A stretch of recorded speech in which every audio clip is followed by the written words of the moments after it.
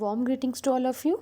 I, Dr. Vishnupriya Timani from the Department of Accountancy and Business Statistics welcomes you all. In this video, we will discuss about the sampling theory.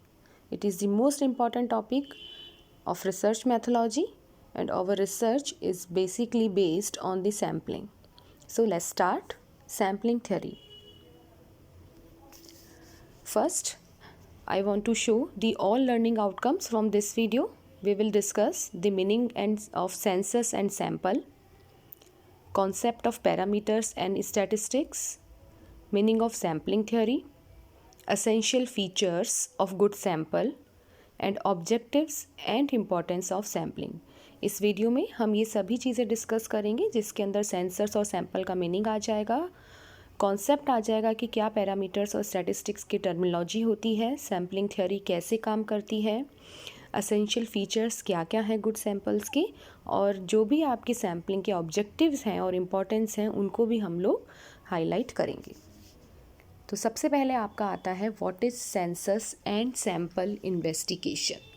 आप जब भी कोई research start करते हैं उस research के लिए आपको सबसे पहले डेटा कलेक्शन करना होता है। तो सेंसस और सैम्पल ये दो अलग अलग तरीके के मेथड्स हैं ऑफ डेटा कलेक्शन, यानी कि जो डेटा का कलेक्शन है आपकी रिसर्च के लिए उसके लिए आप दो तरीके के मेथड्स को काम में ले सकते हैं, ईदर सेंसस और सैम्पल। अब आप ये देखेंगे कि सेंसस क्या है और सैम्पल क्या है। तो इसके लिए मैं आपको एक एग्जांपल देती हूँ। अगर मान लीजिए आप लोग बीकॉम फर्स्ट ईयर के जो स्टूडेंट्स हैं उनकी eating habits, fast food eating habits का अगर इन्वेस्टिगेशन करना चाहते हैं, उस पर रिसर्च करना चाहते हैं, तो आप क्या करेंगे, सब जो भी स्टूडेंट्स हैं उन सब से आप इन्फॉर्मेशन लेना चाहेंगे कि वो वीक में कितनी बार फास्ट फूड का कंजम्पशन करते हैं। तो उसके लिए आपने देखा कि कनोडिया कॉलेज के अगर मैं फ़र्स्ट ईयर के बीकॉम के बच्चों का अगर इन्वेस्टिगेशन करना चाहती हूँ तो there are 1000 students in BCom part 1। तो अब आप क्या कर रहे हैं, अगर पूरे जितने भी 1000 स्टूडेंट्स हैं उन सब 1000 के स्टूडेंट्स से पर्सनली जाकर अपना क्वेश्चनियर फिल करवा रहे हैं या उनसे पर्सनली हर चीज़ से इंफॉर्मेशन ले रहे हैं कि एक वीक में वो कितनी बार फास्ट फूड का कंजम्पशन करते हैं। तो यानी कि आपने क्या किया, सेंसस मेथड अप्लाई किया। In census method we collect the data, we include the data या we include the each and every unit in our research, यानी कि हम सारे 1000 स्टूडेंट्स के पास जाएंगे, उनसे पूरा रिसर्च डेटा कलेक्ट करेंगे, उनसे क्वेश्चनियर फिल करवाएंगे, जो भी रिसर्च के हमारे जितने भी रिक्वायरमेंट्स है सब उनसे फुलफिल करवाएंगे। Then we will start our analysis and interpretation of the data. तो अब देखो बेसिकली क्या है, सेंसस में हमने क्या किया, each and every unit will be included in our research study. Second method आता है आपका सैम्पल मेथड। सैम्पल मेथड में हम लोग क्या कर रहे हैं, हम क्या करेंगे, हम ये देखेंगे कि फर्स्ट ईयर में 1000 स्टूडेंट्स हैं, हमारे 10 सेक्शंस हैं, तो क्यों ना हम हर सेक्शन में से 10 बच्चे हैं उनको हमारी क्या बना लें, रिसर्च के जो हमारा डेटाबेस है उसके कलेक्शन के लिए सैम्पल बना लें। यानी कि हम क्या करेंगे, 10 जो हमारे सेक्शन हैं उन 10 सेक्शन में से ईच सेक्शन में से हम लोग 10 स्टूडेंट्स को सेलेक्ट कर लेंगे और फिर हमारे पास हो जाएंगे 100 स्टूडेंट। उन 100 स्टूडेंट से हम लोग हमारा डेटा कलेक्ट करेंगे। तो ये हमारा मेथड कहलाता है सैम्पलिंग इन्वेस्टिगेशन मेथड, जिसके अंदर आपने क्या किया, हर यूनिट को आपने काम में नहीं लिया, आपने क्या किया, एक ग्रुप बना लिया, उस ग्रुप के अकॉर्डिंग आप लोग क्या कर रहे हैं, उस ग्रुप के अकॉर्डिंग आप लोग अपना डेटा कलेक्ट कर रहे हैं और कंक्लूजन क्रिएट कर रहे हैं। तो सेंसस और सैम्पल इन्वेस्टिगेशन में बेसिक डिफरेंस यही है कि सेंसस मेथड में हम लोग क्या करते हैं, आपकी जितनी भी यूनिट होती हैं रिसर्च एरिया की, जितनी भी हम लोग उसको पॉपुलेशन बोलते हैं। बेसिकली पॉपुलेशन क्या हो गई, यानी कि each and every unit of the research area. तो अगर हम सबकी रिसर्च कर रहे हैं, सबको इंक्लूड कर रहे हैं तो सेंसस मेथड। लेकिन क्योंकि हमारे लिए चीज़ पॉसिबल नहीं है तो हम लोग क्या करते हैं, उसमें से कुछ सैम्पल्स को चूज़ कर लेते हैं, एक ग्रुप बना लेते हैं सैम्पल ग्रुप, और उस सैम्पल ग्रुप में हम लोग अपना रिसर्च करते हैं और उसके बेसिस पर हम लोग पॉपुलेशन का एस्टिमेशन लगाते हैं, जिसको हम बोलते हैं सैम्पल इन्वेस्टिगेशन। तो आई थिंक आप लोगों को क्लियर हो गई होगी ये चीज़। लेकिन अब देखो इसकी टर्मिनोलॉजी है जिसके अंदर हम लोग पॉपुलेशन वर्ड यूज़ में लेते हैं और सैम्पल वर्ड यूज़ में लेते हैं। तो देखो अगर प्रीवियस एग्जाम्पल को हम लोग अगर देखते हैं तो 1000 स्टूडेंट मेरा क्या हो गया पॉपुलेशन, यानी कि मेरा जो रिसर्च एरिया था वो था बीकॉम पार्ट 1 के स्टूडेंट्स। तो बीकॉम पार्ट 1 में कनोडिया कॉलेज के बीकॉम पार्ट 1 के स्टूडेंट्स मेरा रिसर्च एरिया है। तो 1000 स्टूडेंट्स इज़ माई पॉपुलेशन। यानी पॉपुलेशन का मतलब क्या हुआ कि आपका जो रिसर्च एरिया है उस रिसर्च एरिया में जितनी भी आपकी यूनिट्स हैं जिस पर आपको रिसर्च करनी है, they all are called combinedly population और यूनिवर्स। सेकंड आपका आता है सैम्पल। अब वही प्रीवियस एग्जांपल में जो 100 स्टूडेंट का मैंने ग्रुप बनाया था दैट इज़ कॉल्ड सैम्पल। यानी कि जब आप अपने रिसर्च एरिया के पॉपुलेशन में से कुछ यूनिट को चूज़ कर लेते हैं for the sake of research, तो वो यूनिट्स हमारी कहलाती हैं सैम्पल। तो the sampling refers to the selecting a subset of a population. यानी कि हम क्या करते हैं, हम एक पॉपुलेशन में से कुछ सबसेट कुछ ग्रुप बना लेते हैं, उस ग्रुप के ऊपर हम रिसर्च करते हैं, जितने भी हमारे जो भी रिसर्च डेटा है वो हम उसके अकॉर्डिंग कलेक्ट करते हैं और उसको हम कहते हैं सैम्पल। अब आपका आता है सैम्पलिंग का एक मैं प्रैक्टिकल एग्जांपल आपको दे देती हूँ। देखिए जैसे पॉपुलेशन का सेट है, यानी पॉपुलेशन सेट आपको इसमें दिख रहा होगा, एक पिक्चर शो हो रही है जिसमें देयर आर 9 डिजिट्स या 9 numbers in our population set. यानी कि मेरी जो टोटल यूनिट्स हैं, पॉपुलेशन जो है मेरे रिसर्च एरिया की वो 9 है। लेकिन इन 9 में से मैं क्या कर रही हूँ, एक सबसेट बना रही हूँ, सैम्पल सेट बना रही हूँ जिसमें मैंने 5 यूनिट्स क्या की हैं, इंक्लूड की हैं। तो मैंने रैंडमली सेलेक्ट कर ली है 1, 3, 5, 7 और 9। तो ये मेरा क्या हो गया, सैम्पल सेट हो गया। तो सैम्पलिंग क्या है, sampling is a process used in statistical analysis in which a predetermined number of observations are taken from a large population। यानी हम पहले से डिसाइड कर लेते हैं कि हमें अपना सैम्पल साइज़ क्या रखना है, उस सैम्पल साइज़ के अकॉर्डिंग हम लोग पॉपुलेशन में से अपनी जो यूनिट्स हैं उनको सेलेक्ट करते हैं। The methodology use to sample from a large population depends on the type of analysis being performed, but it may be include simple random sampling और सिमेट्रिक सैम्पलिंग, सिस्टमैटिक सैम्पलिंग। ये हमारा जो choose करने का जो method है, sampling के जो मेथड्स हैं हम फर्दर वीडियो में डिस्कस करेंगे अभी। तो हमारा मेथड कुछ भी हो सकता है यूनिट्स को सैम्पलिंग में सेलेक्ट करने का, लेकिन हम क्या कर रहे हैं बेसिकली सैम्पलिंग में हमारी पॉपुलेशन में जो लार्ज नंबर ऑफ पॉपुलेशन में है उसमें से प्री डिटरमाइंड जो नंबर है सैम्पल का उतनी यूनिट्स को हम लोग सेलेक्ट कर रहे हैं। तो that is the meaning of the sampling. अब आपका आ जाता है essential feature of a good sample. देखो सैम्पलिंग हम क्यों करते हैं, हम सैम्पलिंग पे अपनी जितनी भी एनालिसिस वाला पार्ट है वो क्या करेंगे, परफॉर्म करेंगे। और जब आपने एनालिसिस परफॉर्म कर दिया और जो इंटरप्रिटेशन आ रहा है उस इंटरप्रिटेशन से हम लोग पॉपुलेशन का क्या करते हैं, एस्टिमेशन करते हैं।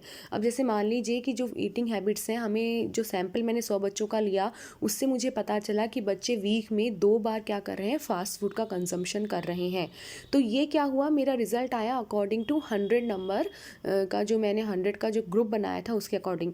लेकिन मैं क्या करूँगी, जो पॉपुलेशन है यानी मैं क्या सोचूंगी, मैं इसके अकॉर्डिंग एस्टिमेशन लगा लूँगी कि यानी कि बीकॉम फर्स्ट ईयर के जितने भी स्टूडेंट हैं सारे के सारे 1000 जो स्टूडेंट्स हैं वो सभी क्या कर रहे हैं, वीक में 2 बार फास्ट फूड का कंजम्पशन कर रहे हैं। तो यानी कि सैम्पल बहुत इंपॉर्टेंट होता है, क्योंकि सैम्पल की जो हमारे इंटरप्रिटेशंस आते हैं, जो रिजल्ट्स आते हैं, उसी रिजल्ट्स का हम लोग क्या करते हैं, यूज़ करते हैं पॉपुलेशन के एस्टिमेशन के अंदर। तो अगर आपका सैम्पल सही होगा तो ही आपका पॉपुलेशन का एस्टिमेशन सही आएगा, अगर वो सही नहीं होगा तो पॉपुलेशन का एस्टिमेशन भी सही नहीं आएगा।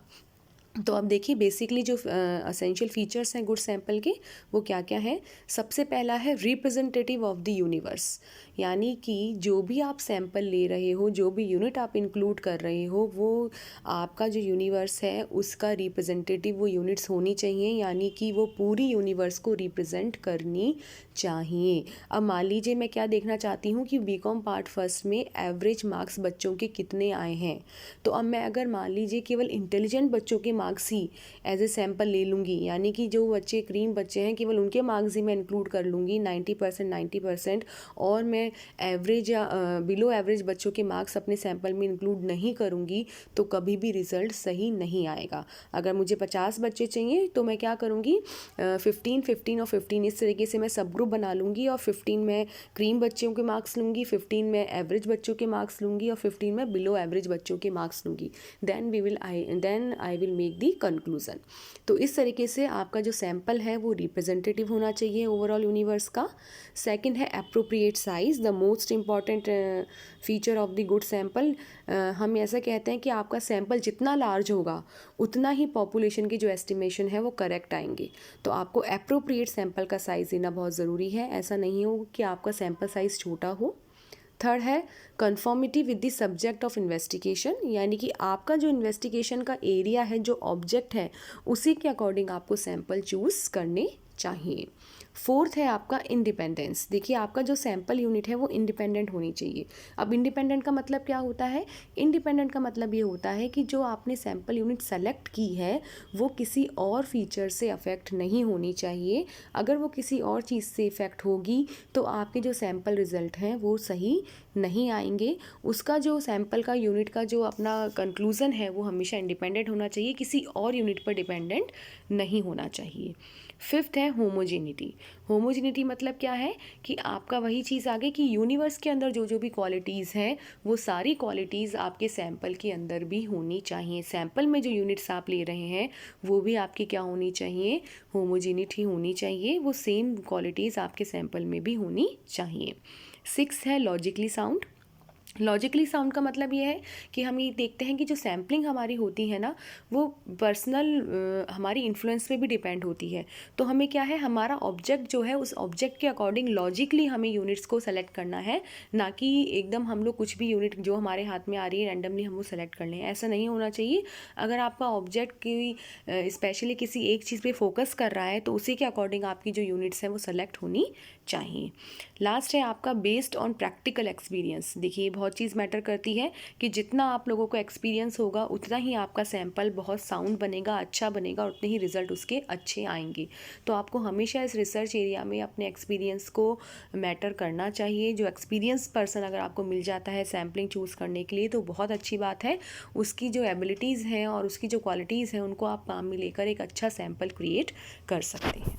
ये सारे आपके जो फीचर्स हैं एक गुड सैंपल के लिए असेंशियल हैं और इसके बिहाफ पर ही आप सही रिजल्ट पर आएंगे। नाउ नेक्स्ट है what is parameters and statistics. देखिए टर्मिनोलॉजी हम लोग यूज़ में लेते हैं सैम्पलिंग थ्योरी में, बहुत इंपॉर्टेंट टर्मिनोलॉजी है पैरामीटर्स एंड स्टैटिस्टिक्स। देखो अब मैंने आपको क्या बताया था कि हमारे पास दो चीज़ें होती हैं, एक तो होती है पॉपुलेशन और एक होता है सैंपल। तो अगर आप पॉपुलेशन का मीन कैलकुलेट करते हैं, पॉपुलेशन का स्टैंडर्ड डिविएशन कैलकुलेट करते हैं या पॉपुलेशन का आप लोग वेरिएंस कैलकुलेट करते हैं तो ये सब हमारे कहलाते हैं parameters. It mean measures of all the entire populations are called parameters. ठीक है, समझ में आ गया? यानी कि 1000 अगर स्टूडेंट थे, 1000 के 1000 स्टूडेंट्स का मैं एवरेज कैलकुलेट करती हूँ तो वो मेरा पैरामीटर कहलाएगा। उसका मैं स्टैंडर्ड डिवीजन कैलकुलेट करती हूँ तो वो मेरा पैरामीटर कहलाएगा। अब सेकंड है आपकी स्टैटिस्टिक। स्टैटिस्टिक्स क्या है? सैंपल के अगर आप कोई भी कैलकुलेशंस कर रहे हैं, मेजरमेंट्स कर रहे हैं, यानी सैंपल का मीन कैलकुलेट कर रहे हैं, सैंपल का स्टैंडर्ड डिविएशन कैलकुलेट कर रहे हैं तो दैट इज़ कॉल्ड स्टैटिस्टिक्स। तो पैरामीटर्स और स्टैटिस्टिक्स साइमल्टेनियसली यूज़ होती हैं लेकिन दोनों का मीनिंग बिल्कुल अलग है। पैरामीटर्स है मेजरमेंट ऑफ द पॉपुलेशन और जो स्टैटिस्टिक्स हैं वो है मेजरमेंट ऑफ द सैंपल। ये चीज़ आपको हमेशा ध्यान रखनी है। And the goal to estimate a certain population parameter is, जो आपका स्टैटिस्टिक का जो गोल होता है वो क्या होता है? To estimate a certain population parameter, यानी कि हम इस जो सैंपल के मीन है उसके अकॉर्डिंग हम लोग पॉपुलेशन के मीन का क्या करते हैं? एस्टिमेशन लगाते हैं। अब है sampling theory and it's objectives. तो अब देखिए इसके ऑब्जेक्टिव्स क्या क्या है। सबसे फर्स्ट ऑब्जेक्टिव क्या है सैंपल का? Estimation of population. सबसे असेंशियल ऑब्जेक्टिव ही यही है कि हम सैम्पलिंग क्यों करते हैं, क्योंकि हमारे पास क्या होता है, टाइम कम होता है, रिसोर्सेज लिमिटेड होते हैं, तो हम कुछ सैंपल पर रिसर्च करके, कुछ यूनिट पर रिसर्च करके पूरी की पूरी पॉपुलेशन का एस्टिमेशन लगा लेते हैं। यानी कि अगर 100 गर्ल्स का एवरेज कंजम्पशन आ रहा है 2 टाइम्स इन अ वीक तो उसके अकॉर्डिंग हमने एस्टिमेशन लगा लिया कि जो 1000 हमारे स्टूडेंट्स हैं बीकॉम फर्स्ट ईयर के वो भी क्या कर रहे होंगे, 2 time in a week consumption कर रहे होंगे फास्ट फूड का। ठीक है।